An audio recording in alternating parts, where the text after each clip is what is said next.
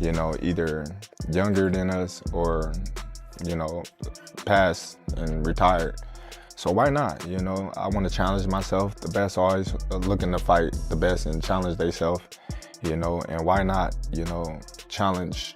Terence Crawford can't beat him, right? This is a money grab for Terence Crawford.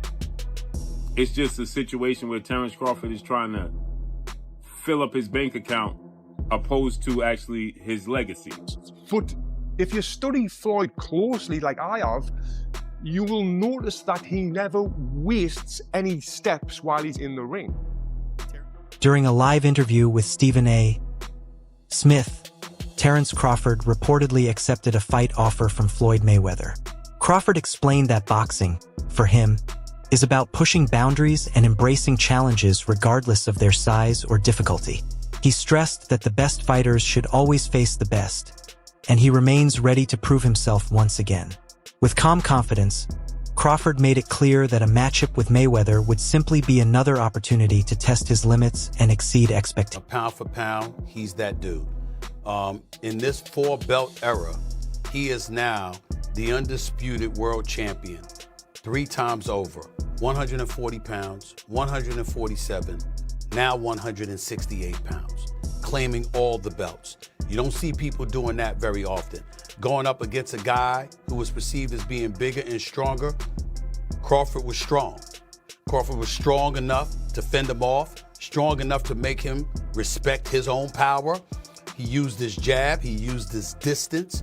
He had poise in the ring, he wasn't rattled. He backed up and moved when necessary and kept us different. He exchanged enough to gain respect when necessary. It was a brilliant, brilliant, masterful fight on Terence. Stephen A. Smith has never shied away from speaking his mind, especially when it comes to boxing. His praise of Terence Crawford as a champion in 4 different weight divisions is far more than casual admiration. It is recognition of a rare modern achievement. In an era where many fighters avoid moving up in weight due to risk, Crawford's dominance across divisions places him in elite company. Smith emphasizes that this level of versatility cements Crawford as an all-time great pound-for-pound fighter, highlighting not only his physical adaptability, but also his technical skill, mental strength, and relentless desire to challenge himself. Canelo Alvarez has been a great fighter his whole career. People like Erislandy Lara gave you the blueprint on how to beat him. People like Floyd Mayweather also gave you the blueprint on how to beat him. But Bud is more fierce, more fearsome and more angrier and more meaner than both of those guys. So you know if they showed you the blueprint, Bud gonna go out there, take that blueprint and do even more with it, which is what Bud did.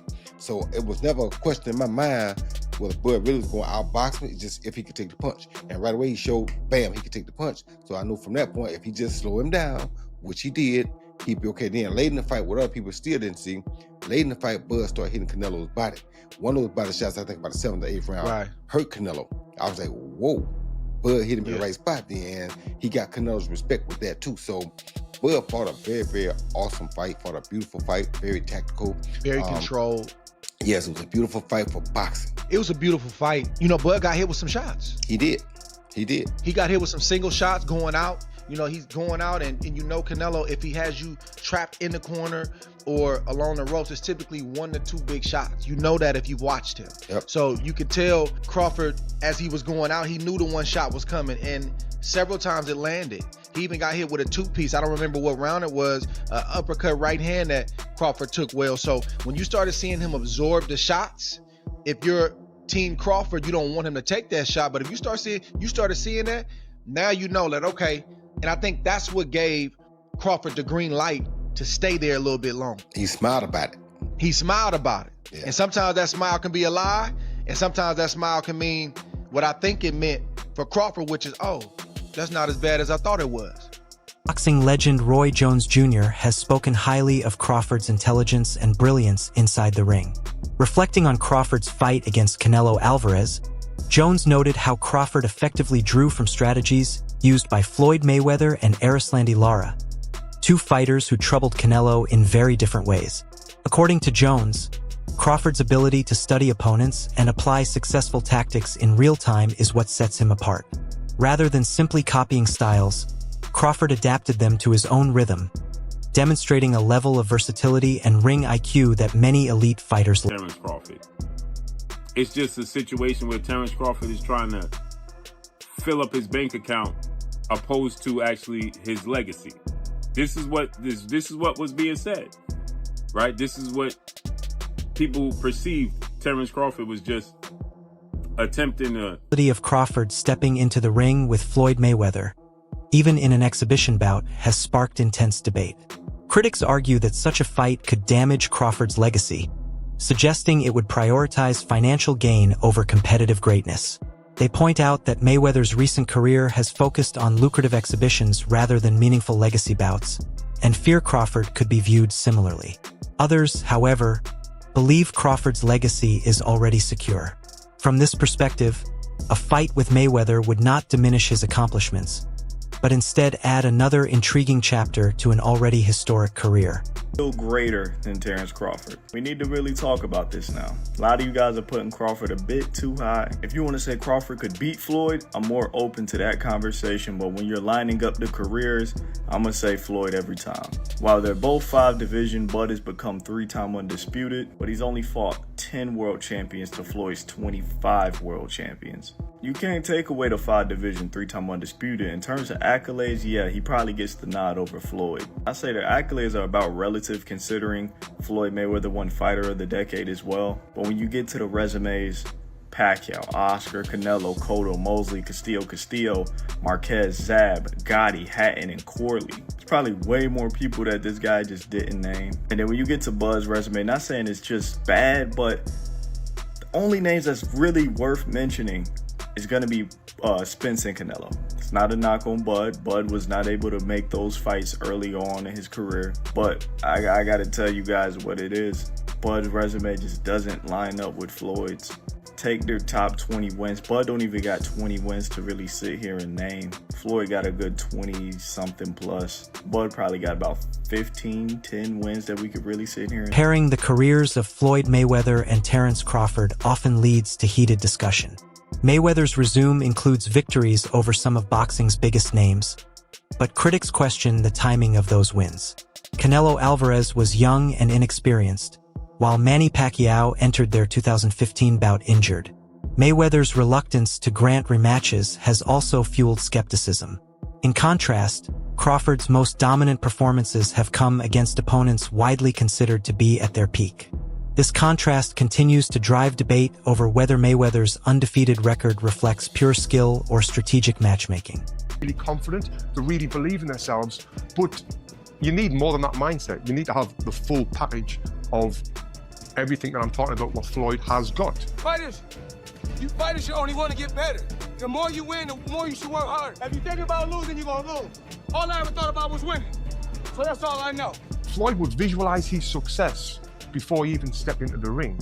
There was no alternative to him but winning. And this mindset isn't just for boxing, it's for all walks of life. And I've actually done a full video talking about how I used this mindset of visualization to win my Olympic medal. And it was an absolute game changer. Now, Floyd used to use this mindset to ease the pressure that he put himself under.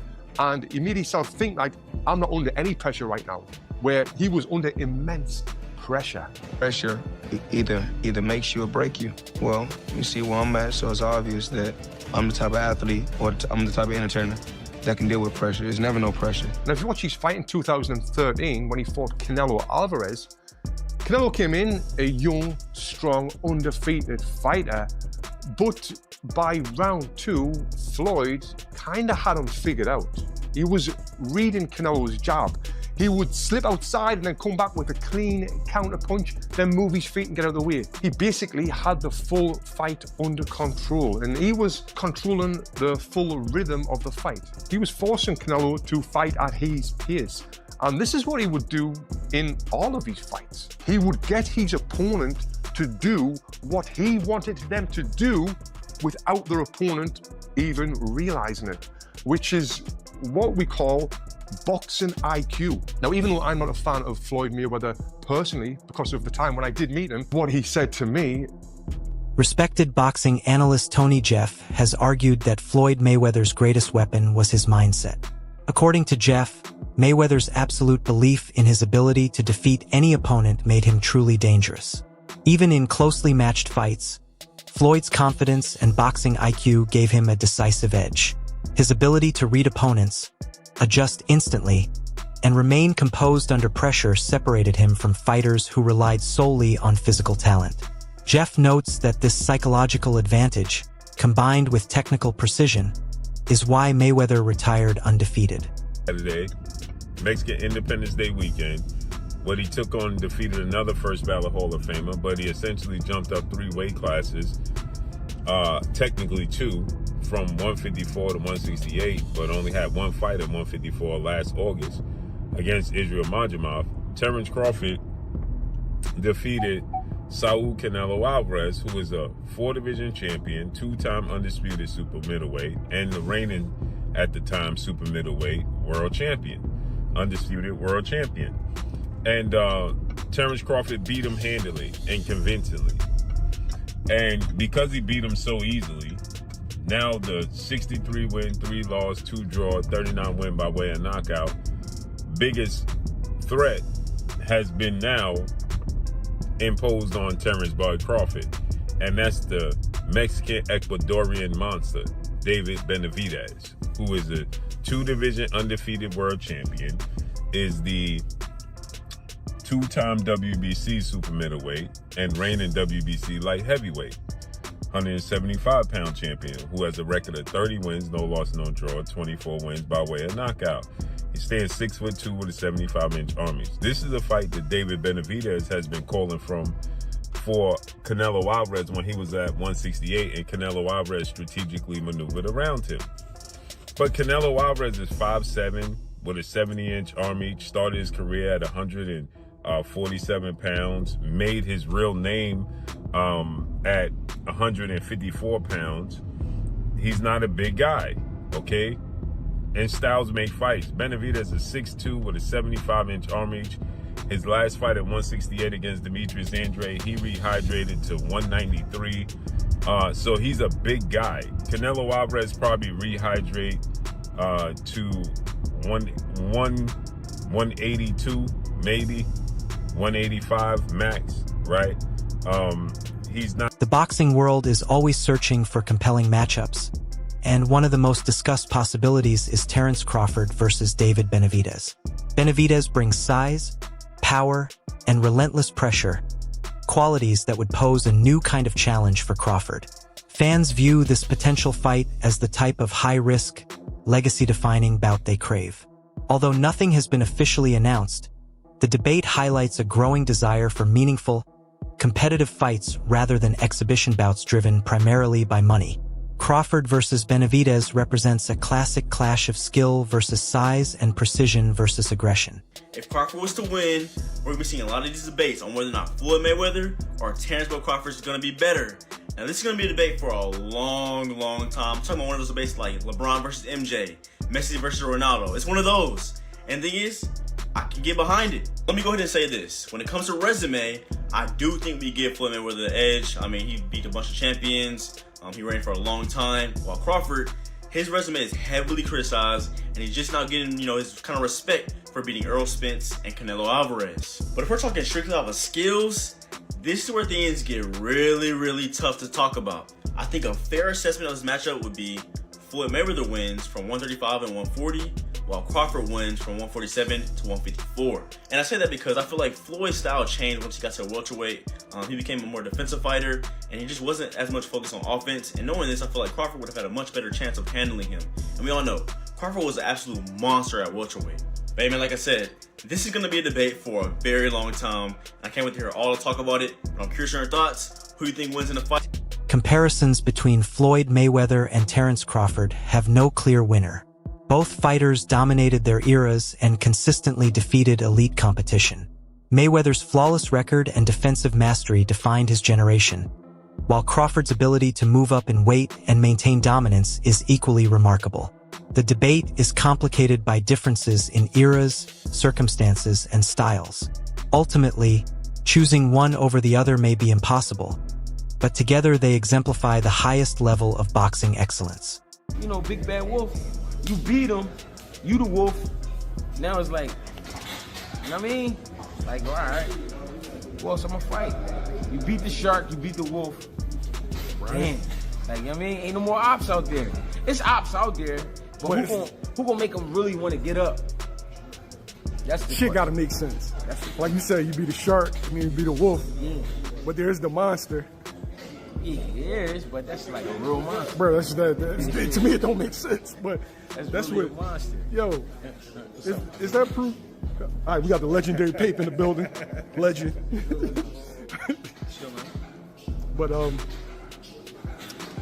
what makes sense? Like, what makes the most sense? I know you said get a line of suits, Brooks Brothers. Yeah, You know what I'm saying? your line of suits, get your money. Go ahead and get the easy money. You ain't gotta sweat no more.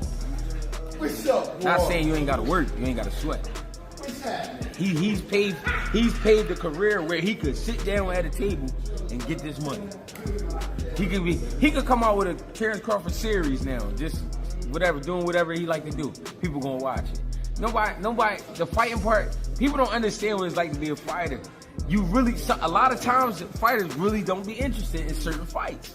It's cause when a guy see himself up here and then fighting a guy down here, it don't interest him. So therefore, when he train, he not gonna really train. He gonna train, but he not gonna train. Greg Hackett's comments on Crawford's victory over Canelo Alvarez capture the fight's deeper significance. By referring to Canelo as the best in boxing, Hackett underscores how feared and dominant Canelo had been for over a decade. Crawford's ability to control and dismantle him marked a dramatic shift in power.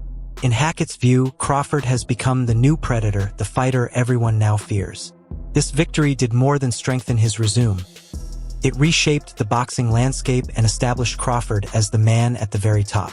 Enough action, and I think Crawford displayed his skill enough, even to someone with not the most trained eye, that they know they saw a very high-level athlete perform something at a very high level last night. I think he gained the sports world's attention last night and respect. He already did after Spence, but it went to another level in this fight. And I think even the fight itself, like just from a median level, but then the moments where they were having these exchanges, like kind of late in the fight, then people were like, all right, it was good. Then like, okay, I saw somebody like, they're squabbing, like they're this is a fight here. So I think it did.